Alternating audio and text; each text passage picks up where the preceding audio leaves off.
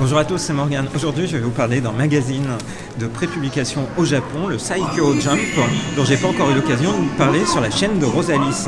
En fait, c'est un magazine qui sort tous les 2 mois, qui est assez énorme. Rendez-vous compte, 800 pages, plus de 20 séries, qu'on voit pas beaucoup en France. On va voir qu'on en voit quelques-unes. Déjà, dans le Saikyo Jump, il y a tout le temps des bonus, et notamment, c'est un magazine dédié plutôt aux enfants. C'est typiquement le genre de magazine qu'on lit avant de lire le Jump, donc entre 5 et 10 ans. Et donc, il y a des cartes Dragon Ball Heroes, Super Dragon Ball Heroes. Et en fait, là, ici, on voit, c'est le Starter Book qui est offert ce mois-ci, avec du coup plein de consignes pour savoir comment jouer en fait à Dragon Ball Heroes, qui est un jeu d'arcade au Japon auquel on joue avec des vraies cartes comme celle-ci, carte spéciale en hommage au film Broly. Et ensuite, on va voir que le magazine consacre une bonne partie de son actualité à Dragon Ball Heroes et plus globalement aux jeux vidéo autour de Dragon Ball. Donc par exemple, quand on regarde, il y a de la pub pour Dragon Ball Heroes et aussi pour le jeu qui va sortir sur Switch, Dragon Ball Heroes World Mission, qui sort le 4 avril au Japon avec un des personnages qui a son propre poster, sachant que l'autre côté, le poster est consacré à Jump Force qui vient de sortir au Japon le 14 février. Voilà. Ce qu'on retrouve dans ce magazine-là, donc c'est beaucoup de promos autour des jeux vidéo, notamment les jeux vidéo qui peuvent plaire aux enfants.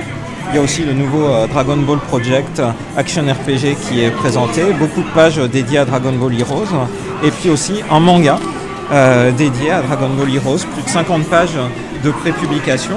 Il faut savoir que Dragon Ball Heroes maintenant sort en volume relié en tankobon, et donc il y a déjà eu 2 tomes qui sont parus au Japon.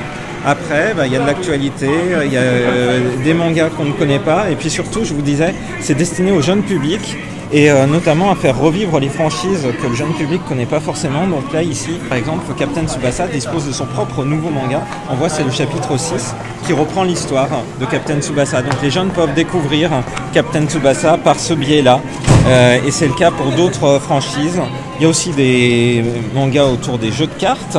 Il y a One Piece qui dispose d'une version SD. Là encore, pour être accessible sans avoir à s'investir tout de suite dans les 90 tomes que compte le manga. Il y a de la pub encore, et puis aussi il y a le manga qui a tapé dans l'œil de Rosalis ce mois-ci, c'est-à-dire le manga de Boruto, car Boruto a déjà une version SD, voilà, qu'ils ont appelée Saikyo Dash Generations. Donc version SD qui est prépubliée dans le Saikyo Jump et qui dispose aussi d'une version reliée. Voilà, donc il y a beaucoup de choses. Il y a même Black Clover qui dispose maintenant d'une version SD. C'est assez rigolo à voir. Donc c'est vraiment l'actualité pour rentrer dans les séries du Jump. Donc 800 pages pour rentrer dedans, pour redécouvrir, pour aller plus loin, pour avoir un aperçu de choses que quand on a 5-10 ans on ne connaîtrait pas forcément. Donc par exemple il y a l'anime comics dédié à Dragon Ball GT. Voilà.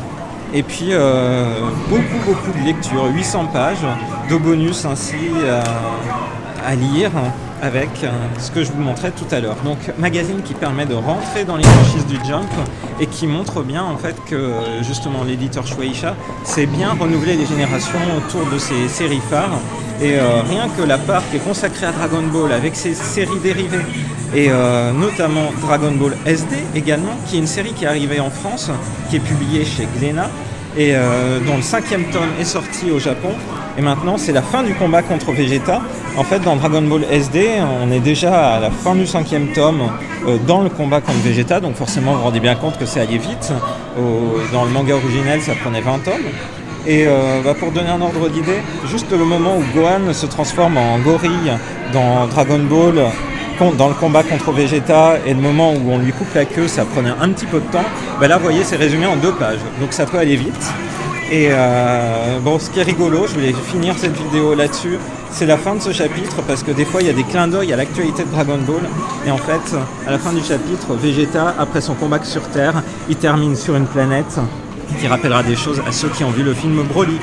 Voilà, j'espère que cette vidéo de présentation du Saikyo Jump vous a plu. N'hésitez pas à me dire en commentaire ce que vous en avez pensé et aussi poser des questions si vous en avez. Et autrement, je vous donne rendez-vous à très bientôt dans une prochaine vidéo sur la chaîne de Rosalis.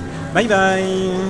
Un petit mot peut-être sur ce qu'il y a derrière toi? Ouais, pour cette vidéo, on est venu devant le G-World Tokyo, le parc d'attractions indoor consacré à la franchise Jump, parce qu'il ferme définitivement dans 2 jours, après 6 ans d'activité. C'est un peu triste, on y a passé énormément de temps avec Rosalis, on en a parlé dans de précédentes vidéos, c'était vraiment l'occasion de vivre la passion Dragon Ball, One Piece, Naruto, avec plein d'attractions qui étaient dédiées, donc là on est venu pour le grand final.